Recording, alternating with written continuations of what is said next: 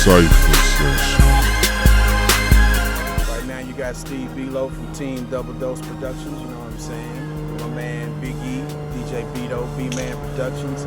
Last but not least, Mr. Incredible. Me and myself, I'm Steve Below once again. I started getting placements like back in 96, 97 era, man, with like C-Loc in the concentration camp. I had a song called Candy and Creams I did, and then on that album as well, I co-produced some songs with Nathan Happy Perez, which like 3 or 4 tracks.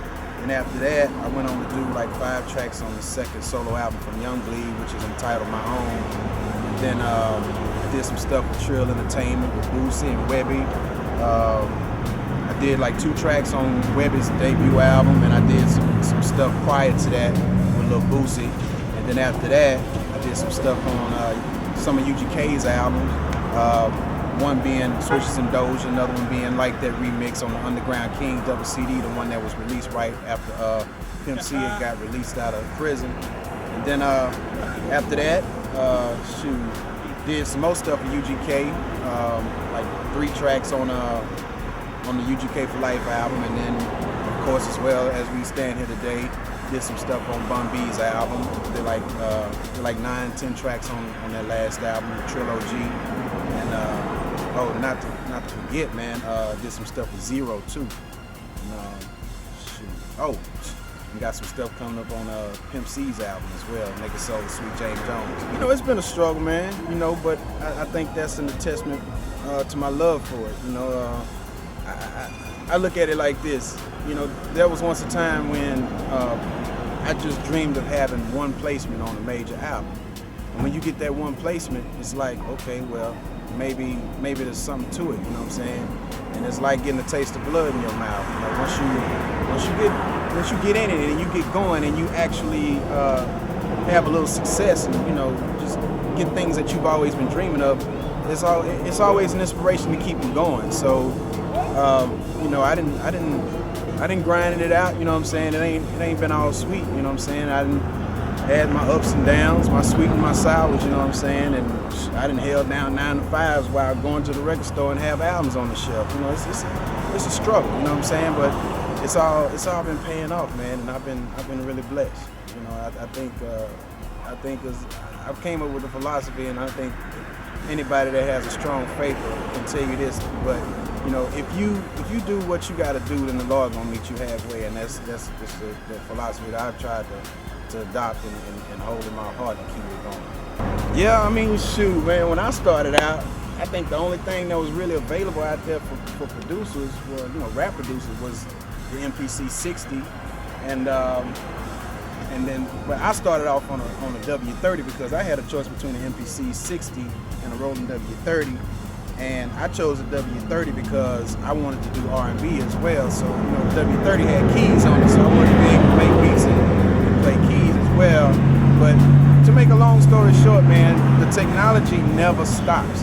And, you know, as a producer, I mean, if you want to stay up with the times, you kind of need to stay current on what's going on. Like right now, the whole movement is towards the software movement, you know. But my thing is, do whatever works for you.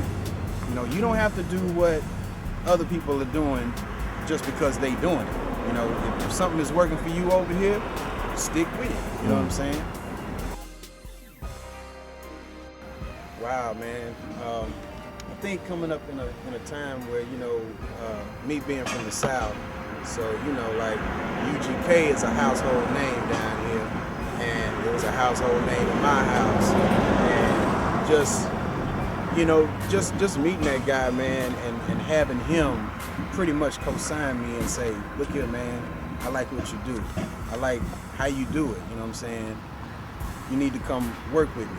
And just by that happening alone gave me more inspiration. It was like, okay, I'm doing something right, you know, and it gave me the motivation to just keep moving on.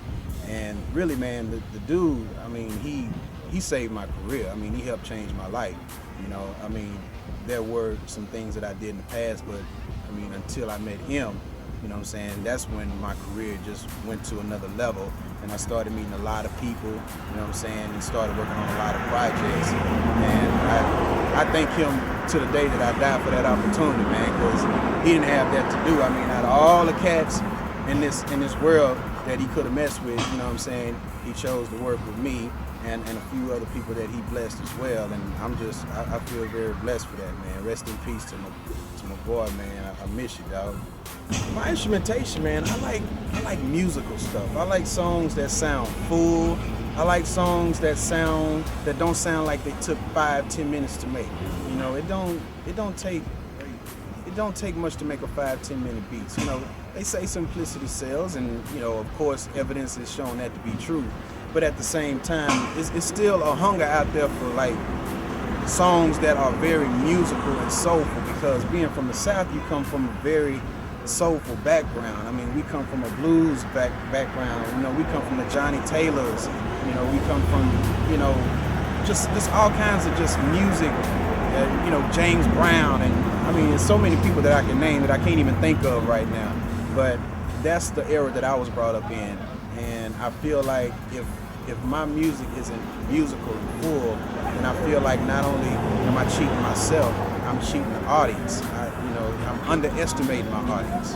Well, the song on Bun B Trilogy album is called Right Now. It's featuring Pimp C, Tupac, and Bun B. And basically what it was, man, you know, the acapella was brought to me. You know, that was a song that, I don't know, I think when I was working on it, it was a nerve-wracking situation, because, you know, Pac was like one of when Pac was out there, man. Like when I would make a beat, I would always have Pac in mind, you know. And I was like, man, I want to work with Pac. I want to work with Pac. You know what I'm saying? And then, you know, I'd always want to work with Pimp C. You know what I'm saying? And then I was blessed enough to be able to meet Pimp C, but you know, I wasn't able to meet Pac. So in order to be blessed with the opportunity to do that song, it was just crazy. And I'm not gonna lie, it was a bit intimidating. You know what I'm saying? I think any producer that would sit up and say that you handed something like that and you just automatically know what you're gonna do with it, I think you might be lying. You know, if you're not intimidated, then you really wasn't feeling these cats. I mean, you really wasn't feeling the strength of these cats. You know, so it was just one of those things, man, where I was such an avid listener to UGK and Tupac that when the song started to progress, it just all kind of just fell in place. You know what I'm saying? And you know, I wanted it to feel bright. You know what I'm saying? I didn't want it to be like a depressing song. I wanted it to sound like something that they would have rapped on if they were still alive, as if they were going to be in the studio together. And you know, just so happens that when everybody hear it, that's what they say. They say, man, it sounds like all three of those cats was in the studio together when they recorded it. And it blows my mind, you know what I'm saying? Because that's exactly what I intended on doing. Wasn't exactly sure if I was gonna succeed that or not, but you know, it all worked out, man. And I'm so proud of that song, man. That'll probably be one of my favorite songs that I've ever produced of all times, hands down. No discount to whoever I may work with in the future, but I don't think there'll ever be a song to me that's gonna be as big as that. In my heart, you know what I'm saying? Man, never give up, man. You know, it's like when I was coming up in the game, that's what I was told, never to give up. You know, and there's been multiple cats to tell me that. And I'm just seeing little stuff, just reading books and watching TV, never give up, never give up. And to me, that's the best advice, because I've been in this for a long time, you know what I'm saying? And I've always kept myself in a position where I can keep on following my dreams, man. Never let people, you know, discourage you. You know what I'm saying? Never let people tell you can't do it. Whether it's a family member, you know, whether it's a teacher, whether it's an instructor. If you know in your heart and your mind that you can do it, then that's what that is, man. Always stay true to yourself and know how good you are and know how bad you are, and never be afraid to learn, and never think that you know everything. Always be willing to go that extra step and that extra mile, and always keep it in your mind that you need to be better than the next man, because he's trying to be better than you. Yeah, this is Steve Below, chilling with my boy Nas. And we out here in Dixon Circle, you feel me, in South Dallas, sunny South Dallas. And this your boy Steve Below with Team Double Dose Entertainment. Be looking out for us for 2011 and beyond. I'm coming for you, baby. Cypher Cesshun.